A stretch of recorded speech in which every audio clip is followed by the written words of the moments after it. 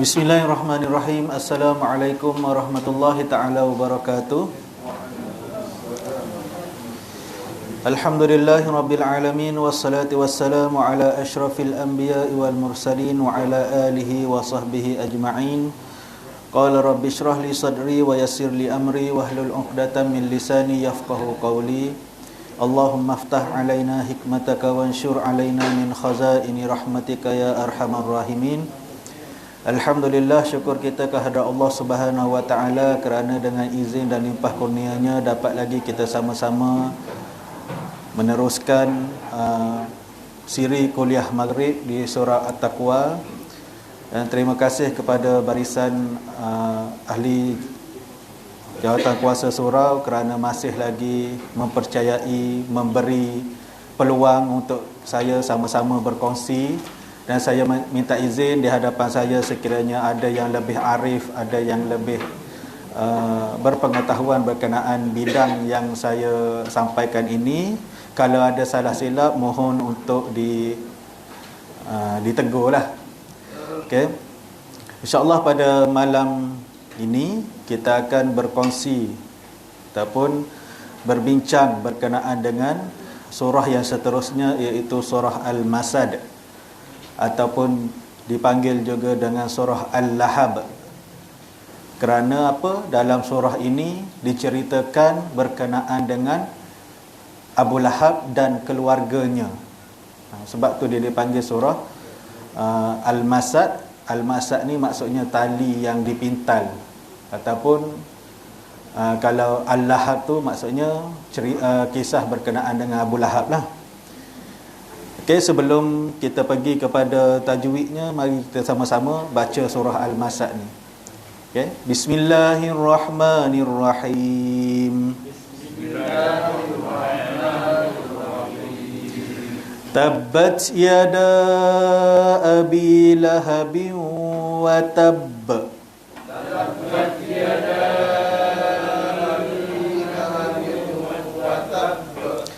ma aghna anhu maluhu wa ma kasab.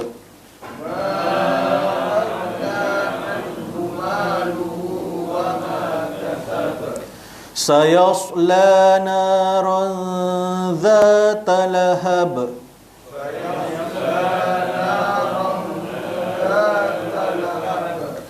Wa imra'atuhu hammalatal hatab.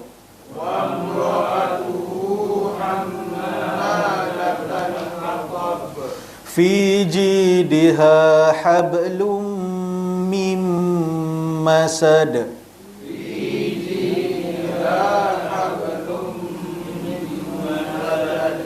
Sadaqallahul azim.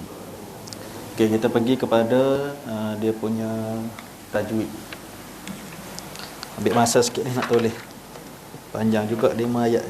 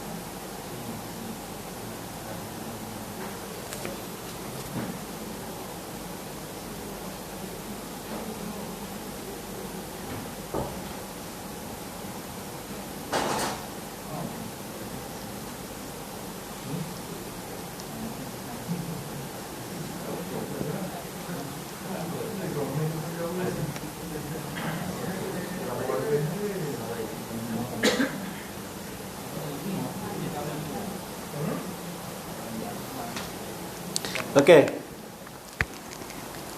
Ayat yang pertama, tabbat yada abi lahabin wa tabb.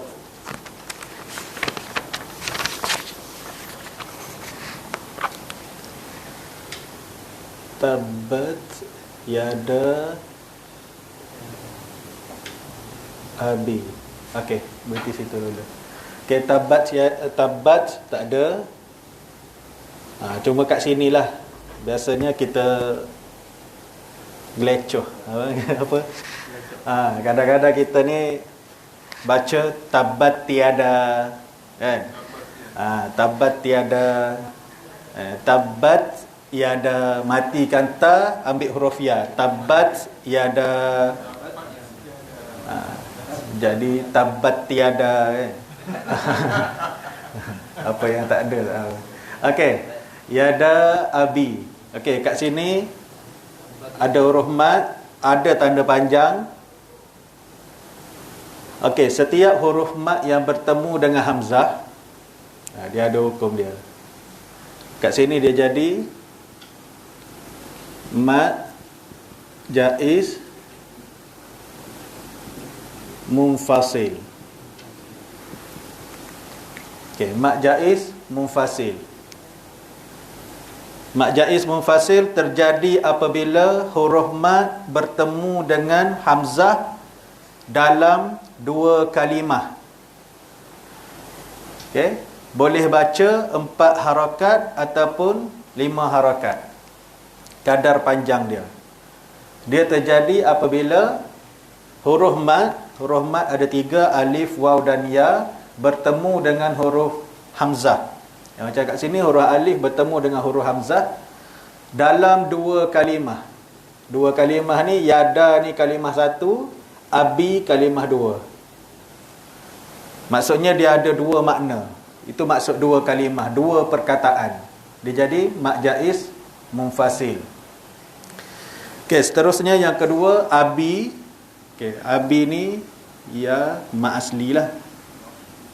Mat asli. Okey. Kemudian lahabin wa tabba. Okey, lahabin wa. Tanwin bertemu dengan huruf waw. Jadi kat sini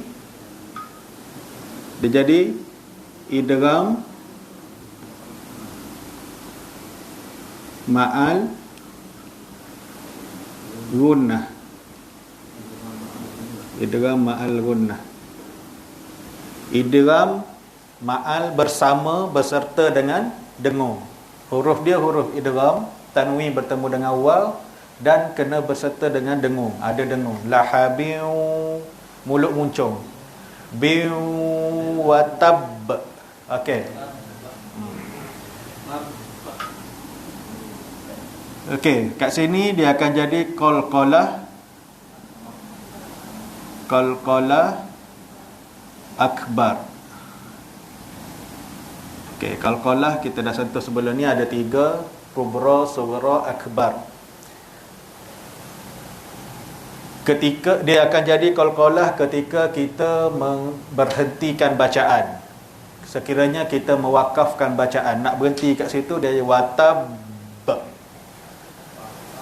Huruf ba tu disebut, dia panggil dilantun, tahan dan lepaskan. Lantun, tahan dan lepaskan. Sebab dia ada sabdu di atas huruf qalqalah ni. Watab. Kalau yang lain macam wama kasab, kasab kita terus masuk kepada huruf qalqalah tu kita sebut. Tapi ni ada sabdu, kita kena watab. Dia ada lantun, tahan dan okey. Kemudian kat sini ma sama juga ada tanda panjang. Aghna. Okey. Ma aghna dia akan jadi sama, mat jaiz munfasil.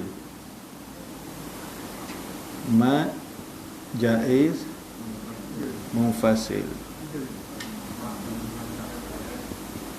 Okey, mak jaiz munfasil kerana huruf mad alif bertemu dengan hamzah juga dalam dua kalimah, dua perkataan. Ma perkataan lain, aghna perkataan lain.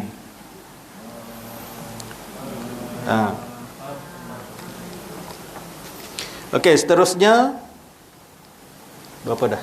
Ma, aghna, aghna dia jadi ma asli lah. Ma asli. Anhuma, anhu. Nun mati ada tanda mati. Bacaan dia confirm tak dengung sebab nun ni ada tanda mati. Kalau nun yang dengung dia tak ada tanda mati. Okey, anhuma, nun mati bertemu dengan huruf ha, dia akan keluar izhar halqi. Ma aghna anhuma, matikan nun, terus sebut huruf yang selepas dia. Anhuma. Kadang kalau kita buat dengung bunyi macam sedap. Anhuma. Tapi salah. Orang yang dengar sayup-sayup ni kata, oh masya-Allah sedap. Anhuma. Okey. Ma asli.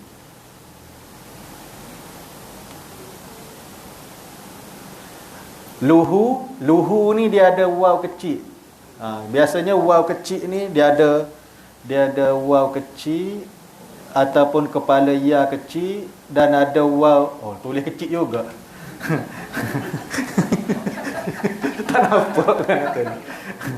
Okey, waw kecil.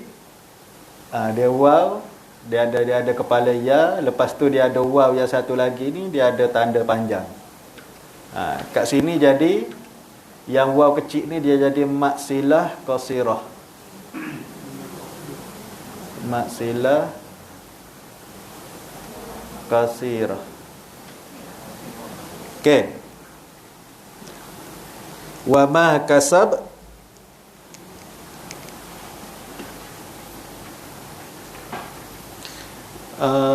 sini ma asli lagi.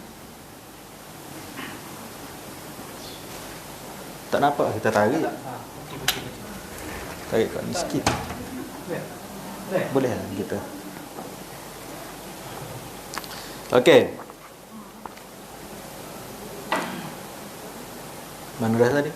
Wa ma kasab. Okey, sini qalqalah kubra. Okey.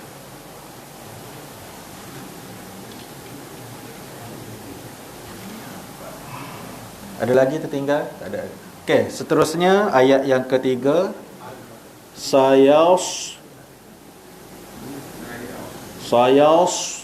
bukan sayas, bukan sayas. Sayas.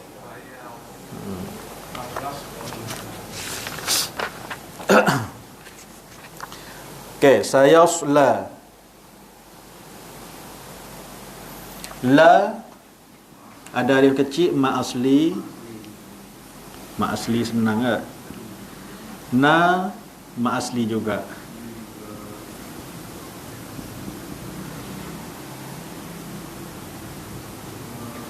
Naranza. Okey, tanwin. Tanwin ni kalau perhati dalam, tak tahu betul ke tak dia punya tu. Tanwin yang di atas ra ni mesti tanwin yang tidak selari. Kalau yang betul dalam Quran lah, rasanya yang kopi tu pun betul juga asal. Dia tak selari. Okey, tak selari, bacaan dia dengung. Mesti dengung. Dan huruf zal ni adalah huruf ikhfa hakiki. Dengung dan masukkan sifat huruf zal ke masa kita dengung. Naranza, ranza. Maksudnya masa kita dengung tu kita dah sedia nak sebut huruf yang selepas dia tu. Ra zatalahab. Okey. Talhabi. Okey. Dekat sini dia akan jadi qalqalah kubra.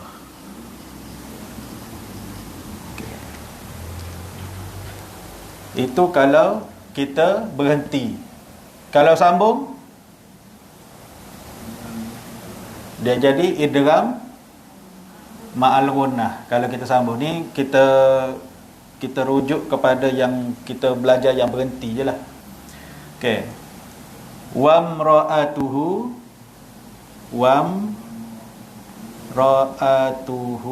Okey, mim mati bertemu dengan huruf ra.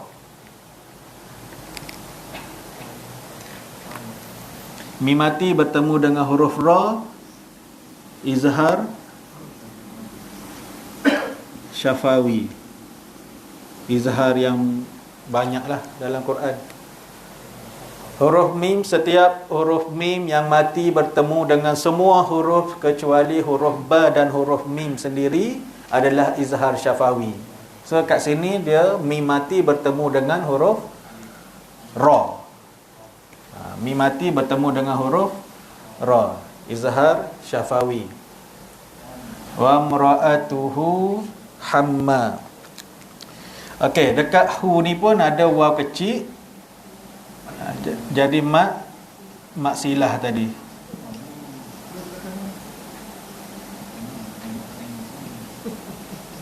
Mak silah qasirah hamma. Okey, hamma. Mim ni mim bersabdu wajibul gunnah. Wajib dengung dengan kadar panjang dengung dia sepanjang 2 harakat. Hamma. Okey. Wajibul gunnah ni dia ada 2 sahaja, iaitu nun bersabdu dengan mim bersabdu. Latal hatab ni izhar qamariyah, izhar qamari.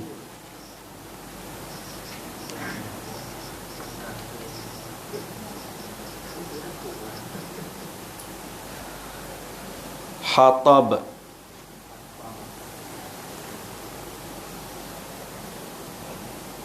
Ni qalqalah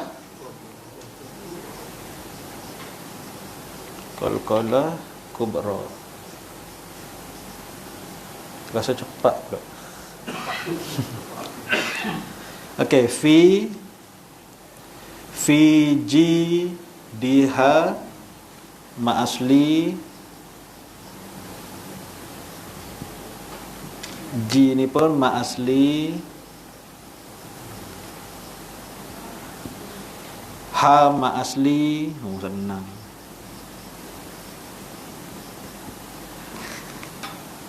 Hablum qalqalah sughra.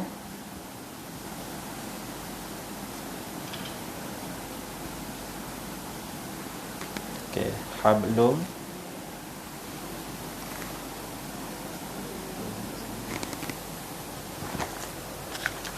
Okey, dia hablum mim masad. Okey, hablum ni perhati kat sini, dia jumpa dengan huruf mim. Nak tahu dia dengung tak dengung yang ni. Lagi satu, mim ni ada sabdu. Dia tanwin 99 ni, tanwin yang bacaan dia dengung. Kalau dia 69, bacaan dia tak dengung. 69. Okey. Hablum mim masad. Yang ni tanwin bertemu dengan mim, idgham ma'al gunnah.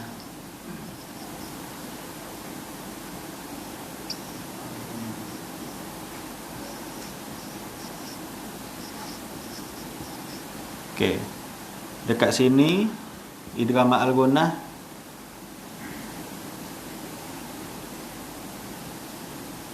Kat sini pun idgham ma'al gunnah. Nun mati ni tanwin bertemu dengan mim, nun mati pun bertemu dengan mim. Dua-dua idgham ma'al gunnah. Dua-dua tempat bacaan dia dengung. Okey, kat sini dia ada qalqalah kubra.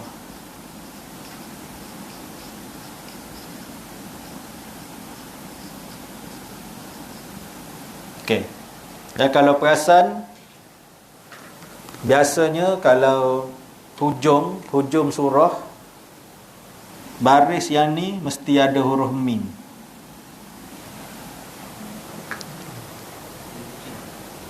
Ada mim kecil tak? Sebab apa? Sebab dia surah yang seterusnya ada bismillah. Okey, ni dipanggil tanwin yang iklaq. Tanwin iklaq ni kalau kita nak sambung, fi jidha hablum mim masadim bismillah. Panjang kan? Panjang suara, nafas dia panjang, dia boleh sambung terus. Sebab tu yang hujung ni dia ada mim. Ada mim kecil. Sebab surah yang seterusnya ada bismillah. Ada lagi ke yang tertinggal? Wa makasab. Okey.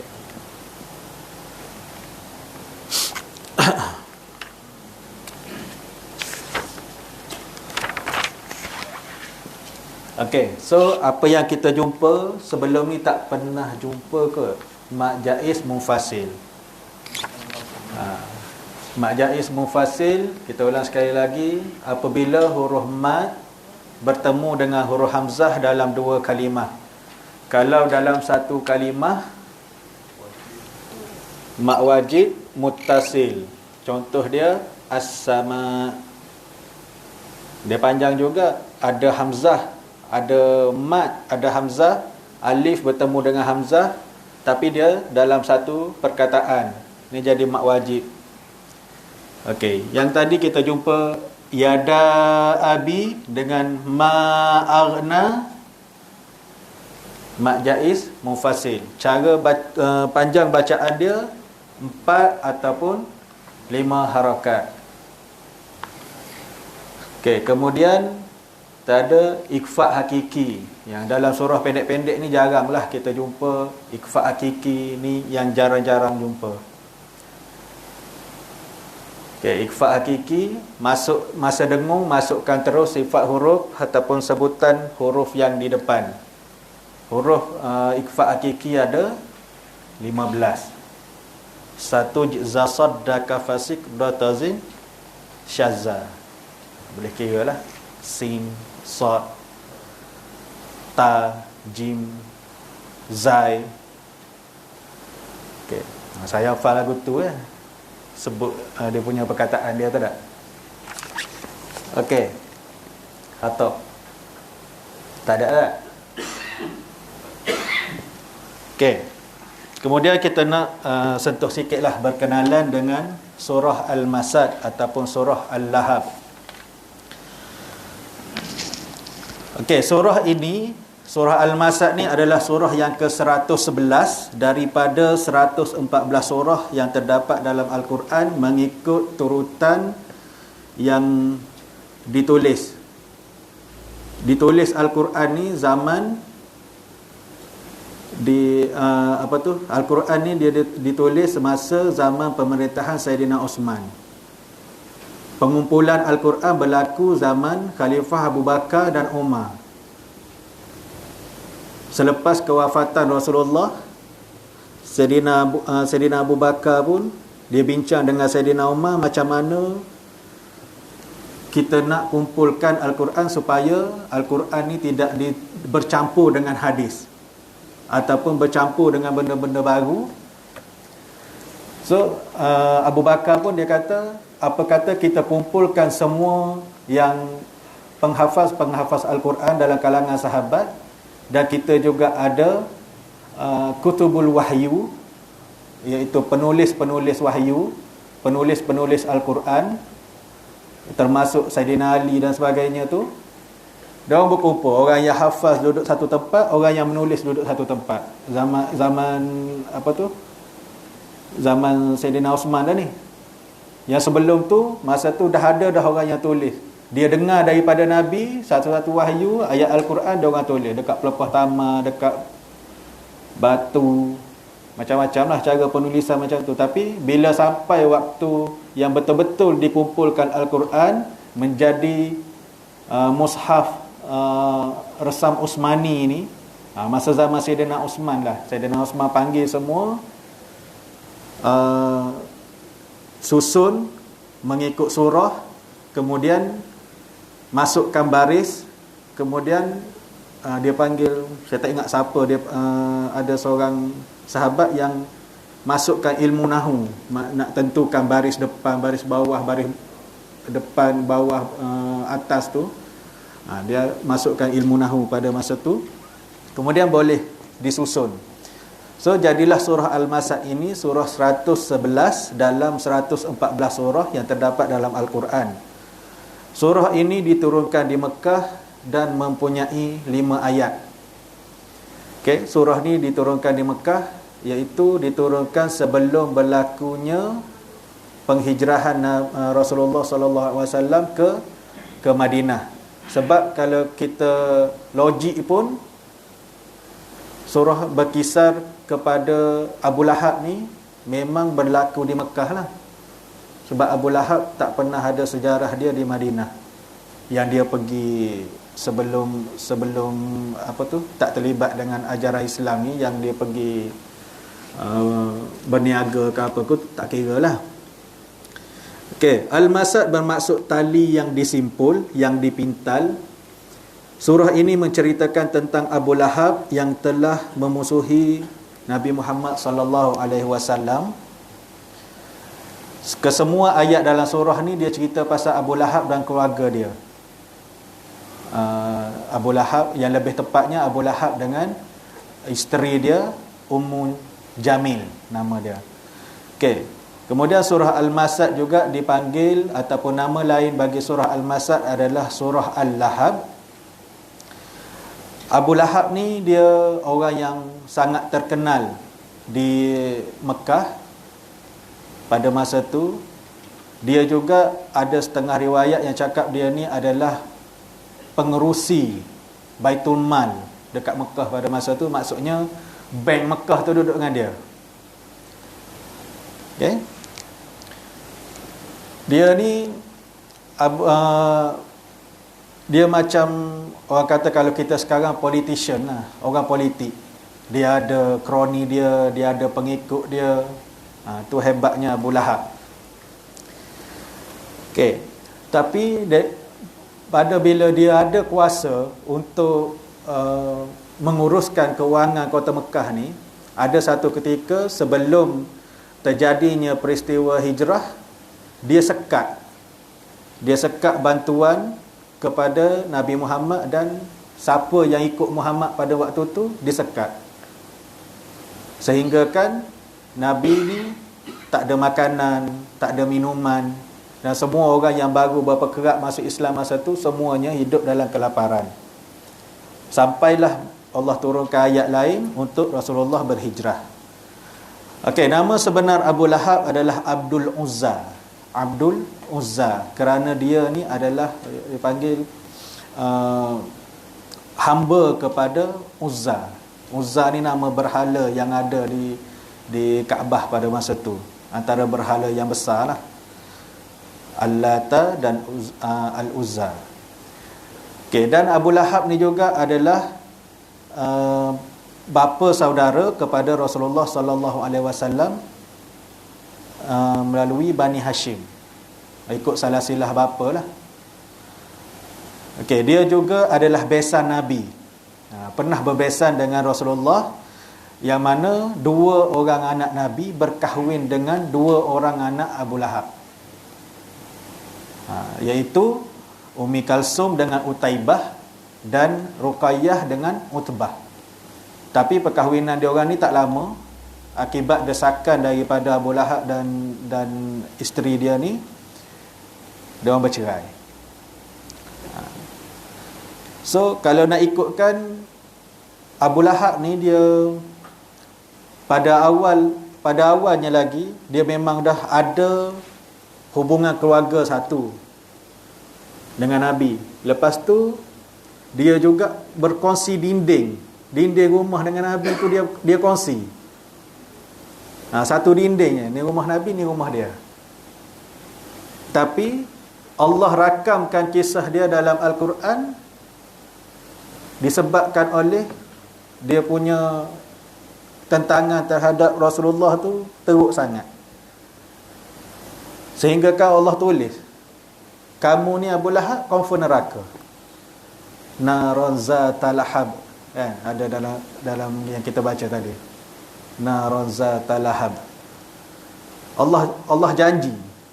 Dialah satu-satunya manusia yang Allah kata mu ni confirm neraka.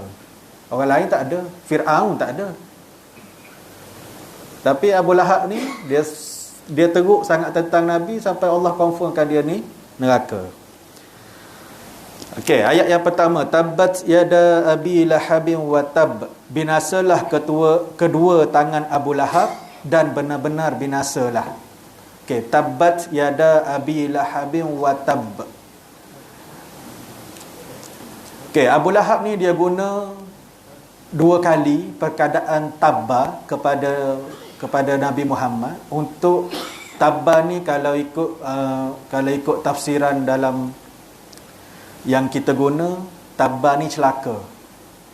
Tapi maksud yang lebih dalam, teruk daripada celaka lagi. Sampai sekarang benda ni kita pun guna, ataupun kita pun pernah dengar. Tabba ni maksudnya kemaluan mak kamu. Fahamlah kita apa yang kita pernah dengar sekarang ni kan. Dia alih pada bahasa kita, tak naklah sebut okay? Itu makna tabba. Sampaikan dulu masa saya belajar dekat Terengganu, ustaz yang ajar tafsir ni dia kata, nak tahu betul tak betul orang Arab ni marah dengan perkataan tabba ni, pergi lapangan terbang, duduk kat situ, jumpa orang Arab, dia cakap dengan dia tabba. Kalau kau tak kena terajang, kena perampar, dia kata. Sebab buruknya perkataan tabba ni, sehingga Allah balas balik dua kali. Tabbat yada abi lahabin wa tab. Tabbat wa tab. Dua kali Allah balas juga kepada Abu Lahab. Okey, kemudian ma aghna anhu maluhu wa ma kasab. Tidaklah berguna baginya hartanya dan apa yang dia usahakan. Allah kata Abu Lahab ni dia masa zaman hidup dia tu dekat kota Mekah, dia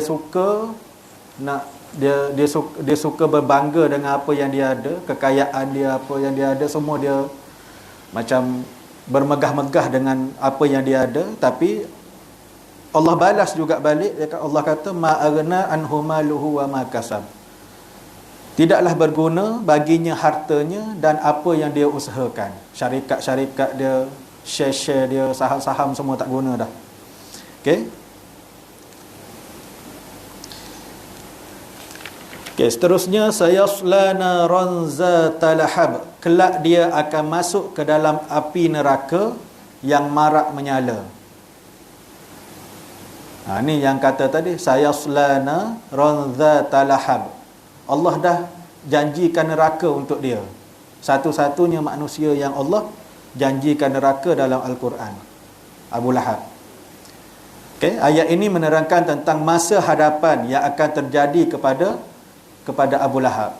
Allah dah back to future kan? Kita dah tahu masa depan. Tak ada orang yang tahu masa depan kecuali Allah Subhanahu Wa Taala, dan dia ungkapkan masa depan Abu Lahab tu dekat neraka. Kalau kita tak tahu lagi ke mana Okey, tapi Abu Lahab ni dah ada tempat perakhiran dia adalah neraka. Tempatnya di dalam neraka yang apinya marak menjulang. Okey, sambung pada ayat yang keempat, wa mra'atuhu hammalatal hatab. Dan begitu juga binasalah isterinya pembawa kayu api. Wa mra'atuhu ni sama maksud dengan zaujah, iaitu isteri. Okey, dia kata sama juga dengan isteri Abu Lahab ni, dia yang selalu menyokong suami dia tadi. Suami dia nak lawan Nabi, dia duk jolok belakang. Tidak berjaya seorang lelaki kecuali di belakangnya ada wanita yang mendampingnya. Kita pergunakan perkataan tu ataupun perumpamaan tu. Tapi dia ni pun samalah. Okey, isteri Abu Lahab bernama Ummu Jamil. Jamil ni kalau baca dalam kitab sirah, kenapa dia dipanggil Ummu Jamil? Jamil tu adalah seorang yang jelita, comel, cantik, dan memang dia isteri Abu Lahab ni dia seorang yang cantik lah. Sebab tu dia boleh bermegah, dia cantik, dia kaya, pakai gelang sampai ke siku pun. Sebab dia mampu. So dia suka dengan apa yang dia ada tu, dia sama naik dengan laki dia tadi, Abu Lahab tadi. Ummu Jamil ni adalah adik-beradik dengan Abu Sufyan. Kalau kita kenal Abu Sufyan lah orang yang semasa sebelum dia memeluk Islam, dia adalah kepala yang juga memusuhi Rasulullah. Sampaikan setiap peperangan yang berlaku di sepanjang hidup Rasulullah tu, Abu Sufyan lah yang mengetuainya. Selepas Rasulullah hijrah ke Madinah, berlakunya perang Badar, perang yang mula-mula. Terjadi kerana geng-geng Abu Lahab ni, Abu Lahab, Abu Sufyan yang sekongkol dengan dia ni, masa nak berlakunya hijrah, dia tahan harta yang muhajirin yang ikut serta dengan Rasulullah untuk berhijrah ni. Pergilah kamu, dia kata, tapi harta tak boleh bawa. Pergilah sahabat dengan sehelai sepinggan. Lepas tu barulah terjadinya perang Badar, yang mana Rasulullah tahu Abu Sufyan ni dia akan lalu ke pesisir kota Madinah ni, dan kita akan sekat dekat situ, kita akan rampas dia punya harta.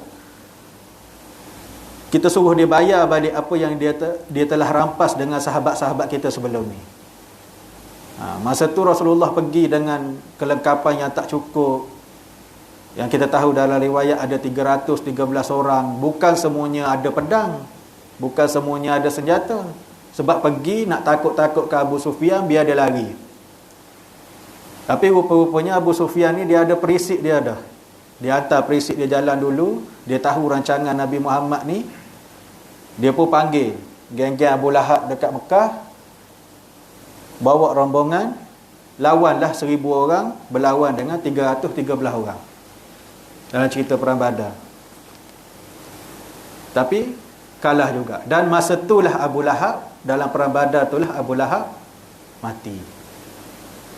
Tak panjang umur Abu Lahab ni, mati dalam perang. Dan Abu Sufyan ni juga, dialah ketua perang Uhud, perang Khandaq, dia semua. Sampailah peristiwa pembukaan kota Mekah, dia juga yang nak lawan dengan Nabi. Tapi akhirnya sahabat masuk, tanya, kalau kau nak selamat, peluklah Islam wahai Abu Sufyan. Dan dia menerima Islam, kemudian jadi sahabat yang hebat pula lepas tu. Okey, so Ummu Jamil ni adalah adik-beradik kepada Abu Sufyan. Dan Ummu Jamil ni, kenapa Allah ceritakan kisah dia dalam Al-Quran adalah kerana dia sama juga, dia suka cerca Nabi, kutuk Nabi, dan dia panggil Nabi ni sebagai Mudhammam. Dia tukar nama Muhammad jadi Mudhammam. Mudhammam ni maksudnya yang terkutuk. Dia suka panggil Nabi dengan panggilan Mudhammam. Okey. Dan hammalatal hatab, pembawa kayu api ni adalah dia punya pekerjaan dalam neraka.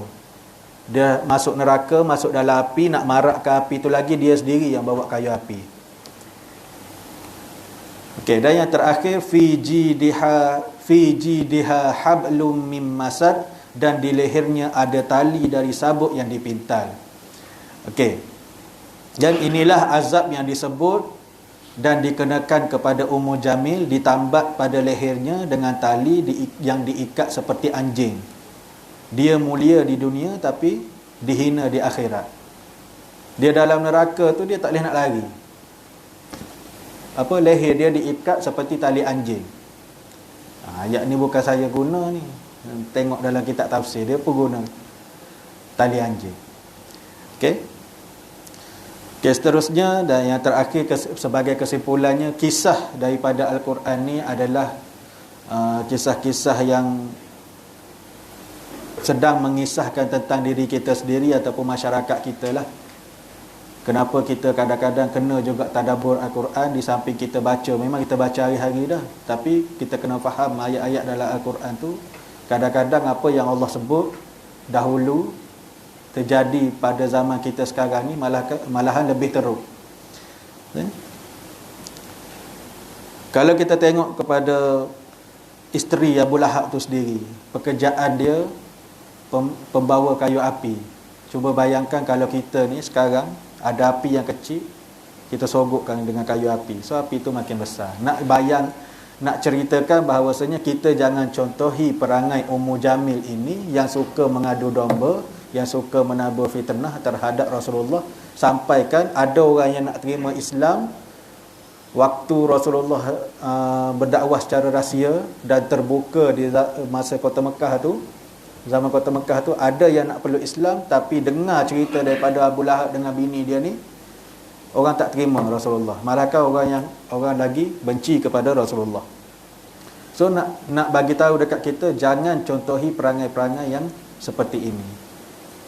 Macam sekarang ni pun, kalau kita relatekan dalam Facebook, YouTube, apa benda semua berlaku, ada satu isu, kita lah orang yang tukang duk komen-komen. Kadang-kadang orang tu tak buat apa, tapi sebabkan komen kita ni, ramai pula yang percaya dengan benda tersebut. Okey, saya rasa itu sahaja apa yang kita boleh kongsikan berkaitan dengan surah Al-Masad. Semoga yang baik itu datangnya daripada Allah Subhanahu Wa Taala dan segala kekurangan itu adalah kelemahan diri saya sendiri. Ada apa-apa soalan ke? Ada. Okay, a'udzubillahi minasyaitonirrajim. Bismillahirrahmanirrahim. Allahumma arhamna bil Qur'an waj'alhu lana imaman wa nuran wa hudan wa rahmah. Allahumma 'allimna minhu ma jahilna wa zakkirna minhu ma nasina warzuqna tilawatahu ana al-lail wa atrafan nahar waj'alhu lana hujjatan ya rabbal alamin walhamdulillahi rabbil alamin.